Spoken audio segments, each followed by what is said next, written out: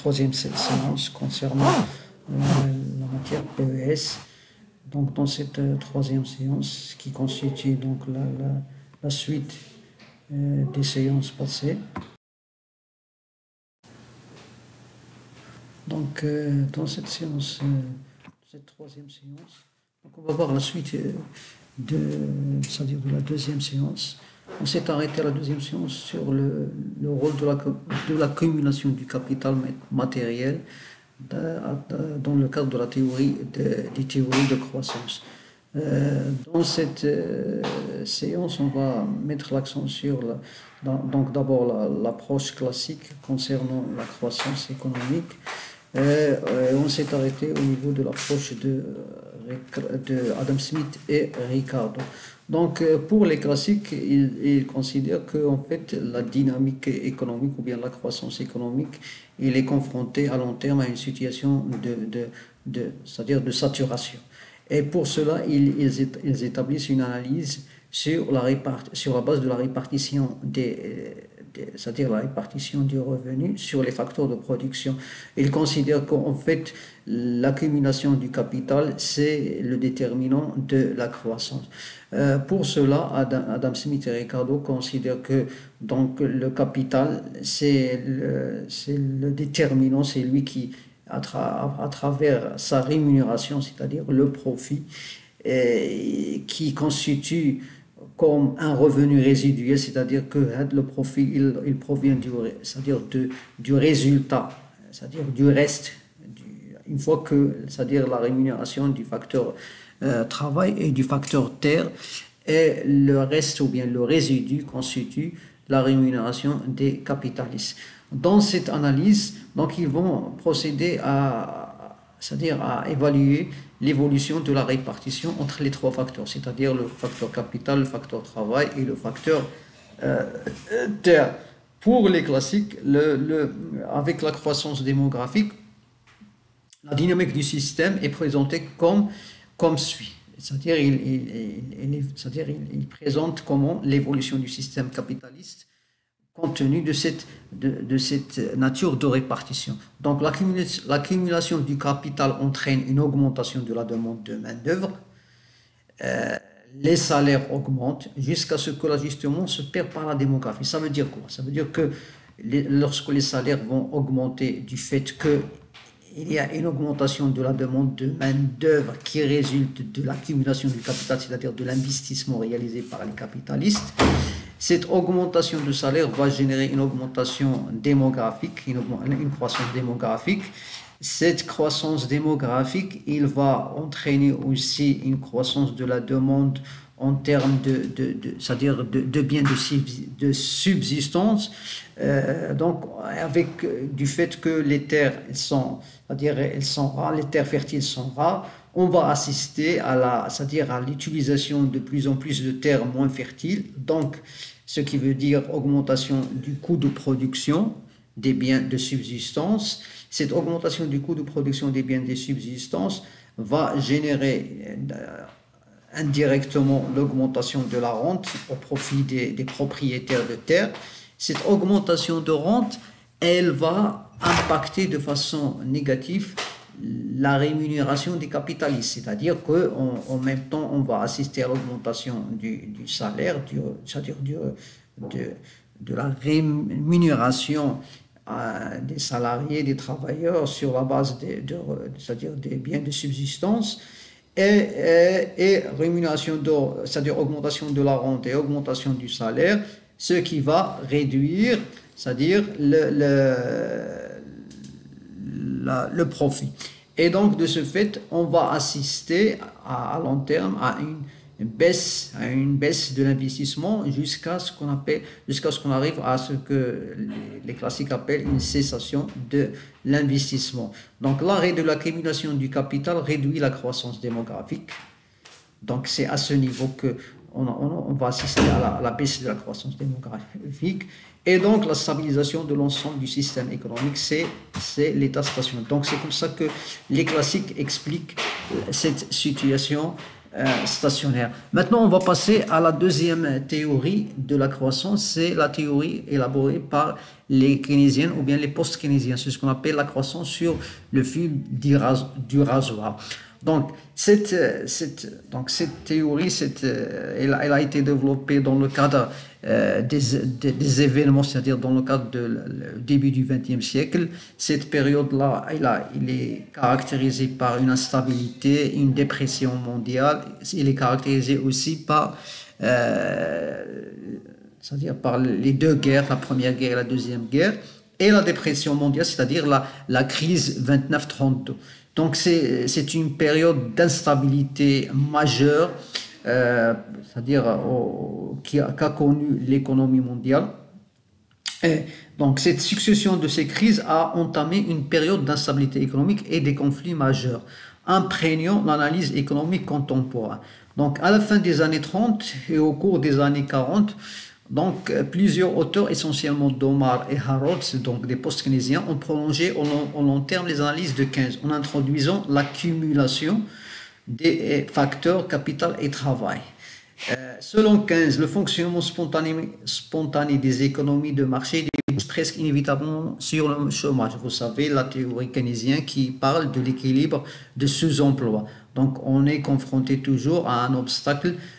Donc, Keynes, il va mettre en évidence les problèmes de la croissance équilibrée, de plein emploi, c'est-à-dire le caractère déstabilisant de la croissance et les difficultés de l'économie à croître de façon régulière. Donc, c'est le premier à avoir mis l'accent sur l'instabilité de la croissance ou bien sûr la croissance confrontée au problème de l'équilibre, puisqu'on pourra avoir un équilibre, mais ce n'est pas un équilibre de plein emploi, c'est un équilibre de sous-emploi. On assiste au déplacement de l'analyse économique de l'étude des origines de la croissance vers l'étude de la relation entre la croissance et l'équilibre. Les analyses de Domar et Harrod ont été publiées séparément, mais il y a une similitude dans leur approche qui tendent à les présenter de manière complémentaire. Donc le premier, Domar, il va mettre en évidence les conditions de la croissance équilibrée. Harrod insiste sur le caractère instable de la croissance. L'analyse de Domar porte sur le marché des biens, montre que l'existence d'un équilibre sur le marché des biens est subordonnée à la croissance régulière de l'investissement, c'est-à-dire l'investissement doit croître au taux constant, c'est-à-dire que pour Harrod, pour avoir une croissance équilibrée, il faut qu'il y ait une croissance au taux constant de l'investissement. Donc, il va mettre en effet à ce niveau-là les deux effets de l'investissement, effet de revenu et effet de capacité. Donc, effet de revenu, il se manifeste à travers ce qu'on appelle le multiplicateur. C'est un effet qui est de court terme. Et l'effet de capacité, il se manifeste à long terme. Et là pour effet, c'est-à-dire pour effet l'augmentation de la capacité productive, c'est-à-dire l'investissement génère une création de capacité de production, alors que l'effet de revenu, il influence la demande par le fait de la variation du revenu qui est due à l'investissement. Donc, du côté de la demande, c'est-à-dire du côté de l'effet de revenu qui est dû au multiplicateur, une variation de l'investissement entraîne celle du revenu des agents et de la demande. Donc, les variations sont proportionnelles à la propension marginale à épargner ou bien au taux d'épargne. Donc, on a ici la variation de la demande est égale à la variation de l'investissement sur petit s. Bien entendu, dans une économie fermée, et bien entendu, cette relation elle se vérifie a posteriori, c'est-à-dire ex post. L'épargne et le taux d'épargne aux propensions marginales à épargner. Donc, du côté de l'offre, la modification de l'investissement modifie le stock de capital et la production, c'est-à-dire on assiste à une augmentation de la capacité productive. Donc c'est ce qu'on appelle ici l'effet de capacité. On a V, grand V, il représente la productivité marginale d'un capital nouveau, ce qu'on note aussi comme ça, PMK, c'est la productivité marginale du capital. V est égal donc à delta Y sur delta K, c'est-à-dire la variation de la production qui résulte de la variation du stock de capital, DK, delta K. Donc cette variation de la production qu'on va noter aussi delta Q, c'est-à-dire delta de la variation de l'offre sur l'investissement net. La variation du stock de capital est égale en fait à l'investissement net. Donc si on multiplie la productivité marginale par l'investissement net, on obtient la variation de la capacité de production, bien la variation de la quantité offerte. Donc mesure l'accroissement de la capacité productive obtenue par le nouvel investissement, par l'investissement net. Cette variation de la quantité offerte, elle est due à ce qu'on appelle à l'investissement net, à la variation du stock de capital. En définissant le coefficient marginal du capital, petit v, qui est égal à 1 sur v, c'est-à-dire l'inverse de la productivité marginale, l'inverse de la productivité marginale, on l'appelle le coefficient marginal du capital. Elle est appelée aussi l'ICOR, connu sous le terme ICOR. D'où condition d'équilibre ex post, c'est-à-dire effet de revenu, donc l'équilibre ex post, c'est-à-dire l'équilibre qui sur le marché des biens et services. Donc c'est l'effet de revenu doit être égal à l'effet de capacité, c'est-à-dire la variation de la quantité offerte doit être égale à la variation de la quantité demandée qu'on a ici. Donc on a ici VI égale à delta I sur le taux d'épargne. Soit, c'est-à-dire on va un peu modifier cette relation, ou bien on va déplacer les membres de cette relation, de cette égalité. On va voir ici delta I sur I, c'est-à-dire on va mettre I ici, donc on va voir delta I sur I, et on va voir petit s que multiplie la productivité marginale du capital. Donc delta I sur I est égal à V fois taux d'épargne, on peut représenter à V sous forme de 1 sur, c'est-à-dire V, on peut le présenter à travers ce qu'on appelle le coefficient marginal du capital, on va dire petit s sur petit v, sur le coefficient marginal du capital, 1 sur petit v, c'est-à-dire l'inverse de petit v, c'est la productivité marginale du capital. L'inverse de petit v, c'est en fait la productivité marginale du capital. Donc on pose donc ici delta I sur I, c'est-à-dire le taux de croissance de l'investissement est égal à petit s sur petit v. Donc c'est la condition d'équilibre. Pour Domar, on a ici l'effet de capacité, et l'investissement il produit deux effets, un effet de capacité, un effet de revenu à travers le multiplicateur, et ici à travers l'accélérateur. Donc augmentation de la capacité de production, variation de la quantité offerte, augmentation de la demande, variation de la quantité demandée. Donc pour qu'il y ait une croissance équilibrée, il faut que cet effet de capacité soit égal à l'effet revenu. Pour cela, il faut que le taux de croissance de l'investissement soit égal à petit s sur petit v. Ça, c'est la condition d'équilibre sur le marché des biens et services. Donc, on a l'interprétation ici, au taux de croissance petit s sur petit v, le supplément du revenu créé par une augmentation de l'investissement permet juste d'écouler les biens supplémentaires produits grâce à une augmentation de capital. Ça, c'est l'interprétation qu'on donne à cette relation d'équilibre. Donc, cette condition d'égalité n'a que peu de chances d'être réalisée. Pourquoi? Pour Domar, il considère qu'en fait, dans la réalité, il est très difficile d'aboutir à cette égalité, c'est-à-dire à la croissance de l'investissement, au taux de croissance de l'investissement qui qui correspond au rapport petit s sur petit v. Donc il va considérer que le déséquilibre constitue la règle. Donc on a ici un exemple. Si on considère donc le coefficient marginal du capital est égal à 3,33, ce qui veut dire qu'il faut 10 unités de capital nouveau pour obtenir 3 unités de produits supplémentaires. Et petit s, le taux d'épargne 10%, alors l'investissement et la production doivent croître à un taux de 3%. Un taux de 3%. C'est-à-dire que pour avoir ce qu'on appelle la croissance équilibrée, il faut que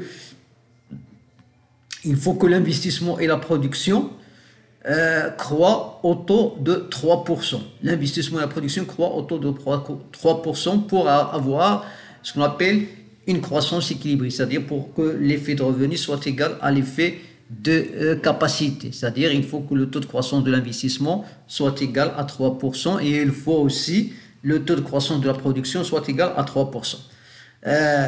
La nature du déséquilibre est importante à analyser selon Domar. Donc, pour Domar, puisque la règle c'est le déséquilibre, donc il faut analyser ce déséquilibre-là.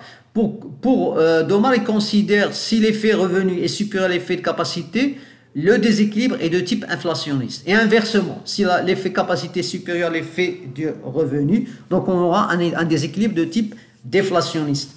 D'après Domar, il va considérer que le second, c'est-à-dire le deuxième déséquilibre, est beaucoup plus probable, car il ne pense pas que le taux de croissance de l'investissement puisse rester élevé indéfiniment. C'est-à-dire, il va considérer que dans la réalité, le déséquilibre qui est le plus probable, c'est le déséquilibre de type déflationniste, du fait qu'on va assister à une, c'est-à-dire à un offre, c'est-à-dire dans le temps, on va assister à ce que l'offre devient plus importante que la demande et donc on va tomber dans une situation de déflation, de déséquilibre de déflation. Le modèle de Domar correspond donc à une représentation d'une économie capitaliste en état de contraction et de stagnation inéluctable, c'est-à-dire dans cette situation de déséquilibre de type déflationniste, on est dans une situation de contraction et de stagnation inévitable. Donc, trois limites à ce modèle. C'est un modèle qui est simpliste. Il ne prend pas en considération le temps. C'est-à-dire il ne mentionne pas les déterminants de l'investissement. Ceci va nous amener à voir le deuxième modèle, c'est le modèle de Harrod. Comme Domar, Harrod, il va admettre difficulté de réalisation d'un équilibre de longue durée. Il va aussi, la représentation, elle est aussi purement réelle du système économique, et il va partir d'une économie fermée sans échange avec l'extérieur. Mais Harrod, il va ajouter trois nouveautés. Donc, il va introduire le marché de l'emploi. Il va essayer c'est-à-dire d'expliquer l'instabilité de la croissance économique. Il va justifier cette instabilité. Il va présenter des justifications de cette instabilité. Il va démontrer l'instabilité de la croissance équilibrée. Il va aussi établir une analyse explicite des déterminants de l'investissement. Harrod s'est intéressé donc à montrer l'instabilité de la croissance. Il propose aussi une typologie des déséquilibres où il montre l'instabilité de la croissance équilibrée. Donc, Harrod, il va distinguer trois taux de croissance. Il va distinguer trois taux de croissance, à la différence de Domar. Donc, le premier taux de croissance qu'il va appeler le taux de croissance effectif, petit g, qui correspond à la croissance effective du produit. Donc, c'est un taux de croissance qui est ex post, c'est-à-dire a posteriori. Bien entendu, dans une économie fermée, donc il va partir du principe de l'égalité investissement-épargne. Donc on a l'investissement net, qui est en fait la variation du stock de capital. Cet investissement net est égal aussi au coefficient marginal du capital fois la variation de la production. Ou bien d'une autre manière, on sait que le coefficient marginal du capital est égal à delta K sur delta Y. Delta K sur delta Y, et comme on sait que delta K c'est la variation du stock, c'est l'investissement net, on pose donc l'investissement est égal à delta K, et on va multiplier delta Y par V, par petit v, par le coefficient du marginal du capital. Et on sait que l'investissement net est égal à l'épargne, est égal à l'équilibre, donc est égal à l'épargne, c'est-à-dire à l'équilibre a posteriori. Donc, on sait que l'épargne, en fait, c'est quoi? C'est petit s fois y. C'est le taux d'épargne fois la production nationale. Donc, ce qui implique qu'on peut poser de ce fait delta y sur y est égal à petit s sur petit v. Taux d'épargne sur le coefficient marginal du capital. Donc, ça, c'est la règle, la règle de l'équilibre. C'est-à-dire, on détermine ici le taux de croissance effective qui assure donc l'égalité. Donc, VIP, donc lié à la fonction de production. Dans quelles conditions les anticipations de l'entrepreneur, donc la question qui se pose, dans quelles conditions les anticipations des entrepreneurs sont-elles réalisées? C'est-à-dire, l'investissement ex ante correspond à l'investissement de la croissance stable. Ici, le taux de croissance effective, c'est un taux de croissance qui est considéré a posteriori. Donc, c'est-à-dire qui est déterminé après la réalisation, c'est-à-dire après la réalisation de l'équilibre. Donc, on se pose ici, est-ce que, la question que Harold va se poser, est-ce que les anticipations des entrepreneurs, c'est-à-dire ex ante, vont correspondre à c'est-à-dire à la réalisation effective de l'équilibre? C'est de cela, Harold va définir ce qu'on appelle le taux de croissance garanti. Donc, le taux de croissance garanti, c'est un taux de croissance qui est considéré comme ex ante. Il va se baser sur ce qu'on appelle les anticipations des entrepreneurs, donc qui satisfait toutes les parties, notamment les investisseurs et les épargnants qui sont satisfaits s'ils égalisent l'investissement et l'épargne ex ante ex post. C'est-à-dire le taux de croissance garanti qui se base sur les anticipations des entrepreneurs, qui est considéré donc le taux de croissance garanti comme un taux de croissance ex ante.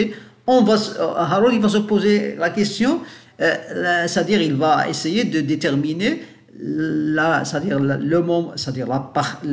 l'élément qui va assurer l'égalité, c'est-à-dire la croissance équilibrée, c'est lorsque le taux de croissance garanti, le taux de croissance ex ante est égal au taux de croissance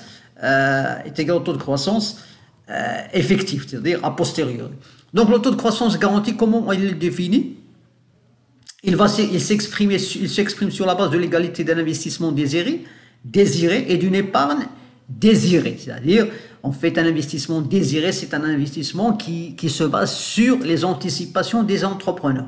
Donc, si on prend en compte les écarts entre épargne désirée et réalisée, c'est-à-dire plutôt, ici on néglige les écarts qui peuvent exister entre l'épargne désirée et réalisée. Donc, on va partir du fait que l'investissement désiré, investissement donc I étoile, est égal à bêta fois delta Y, mais qui ici, delta Y représente les anticipations des entrepreneurs sur la variation de la demande, est égal à petit s fois Y, c'est l'épargne désirée. Donc, ce qui implique que delta Y sur Y, qui est le taux de croissance garanti, est égal à petit s sur bêta. Bêta, ici, elle est considérée comme un coefficient de comportement des investisseurs entrepreneurs, c'est-à-dire cette bêta, il détermine le comportement des entrepreneurs sur la base des anticipations c'est-à-dire la demande future. Donc, delta Y est la variation anticipée du revenu. Il n'y a a priori, donc Harold il va dire qu'a priori, il n'y a aucune raison pour que l'investissement des entreprises qui dépendent de leurs anticipations sur la demande soit égal à la valeur qui assure l'équilibre de la croissance. C'est-à-dire on ne peut pas être sûr que les anticipations vont correspondre en fait à la demande effective ou bien ex post sur le marché. En d'autres termes, il n'existe aucune raison pour que le taux de croissance garanti ex ante soit égal au taux de croissance effectif ex post. Le taux de croissance effectif ex post, c'est petit g. Donc, il n'existe pas de mécanisme qui corrige l'écart entre la croissance effective et la croissance garantie. Donc tendance à l'essor ou à la dépréciation n'a pas de limite. C'est-à-dire, on va assister au creusement de l'écart entre le taux de croissance effectif et le taux de croissance garanti. Donc, le sentier de croissance équilibrée s'apparente au fil du rasoir. C'est pour cela qu'on intitule cette théorie la croissance sur le fil du rasoir, c'est-à-dire que, en fait, il est très difficile de tomber sur la situation, c'est-à-dire la situation qui correspond à l'équilibre de la croissance. Donc, pour Harold, on va assister à un déséquilibre. Déséquilibre inflationniste, c'est lorsque le taux de croissance effectif est supérieur au taux de croissance garanti, c'est-à-dire que la demande ici, il est supérieure à la capacité offerte ou bien à l'offre. Donc, investissement excessif, ce qui est fréquemment le cas en période de reprise. Donc, accroissement de la demande plus importante sous l'effet de multiplicateur que celui de l'offre, d'où risque d'inflation. Effet multiplicateur entretient le déséquilibre. Également, dans la situation inverse, déséquilibre déflationniste, on a c'est-à-dire les anticipations des entrepreneurs qui sont supérieures à la croissance effective, c'est-à-dire supérieure à la demande exprimée effectivement sur le marché. Donc, on va assister ici à ce qu'on appelle un investissement qui va être insuffisant. Le revenu engendré par effet multiplicateur n'augmente pas suffisamment n'augmente pas suffisamment pour faire, c'est-à-dire pour répondre, pour faire face à la capacité offerte. Et paradoxalement, on va assister à une surcapacité de production avec insuffisance de la demande. L'écart initial entre le taux de croissance garanti et effectif ne disparaît pas. Donc, pas de mécanisme correcteur, on va assister à ce qu'on appelle à l'élargissement, à l'approfondissement de l'écart entre la croissance garantie et la croissance effective. Dans cette situation, donc, on considère que en fait l'État va donc c'est-à-dire Harold il va reconnaître le rôle régulateur de l'État dans cette situation. Maintenant, on va passer au troisième taux de croissance, c'est ce qu'on appelle le taux de croissance naturel. Donc ce taux de croissance naturel, on va l'expliquer dans la quatrième séance en détail. On va s'arrêter ici, je vous remercie.